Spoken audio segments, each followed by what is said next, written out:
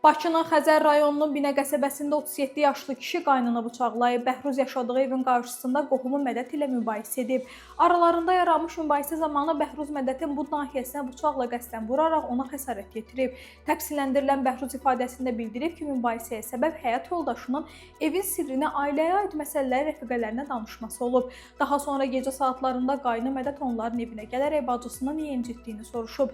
Bəhruzun dediyinə görə o öz ailəmdir, öz işimdir cavabını verib. Bundan sonra tərəflər arasında mübahisə böyüyüb. Mədət Bəhruzu və anasını söyüb. Təqsirləndirilən şəxs bildirib ki, nalayiq sözləri eşitdikdən sonra mətbəxdən bıçağı götürüb. Mədət isə evdən çıxaraq qaçıb. O da qaynının arxasınca gedərək evdən təxminən 30 metr aralıda ona bud və ayaq nahiyəsinə 2 dəfə bıçaq zərbəsi vurub.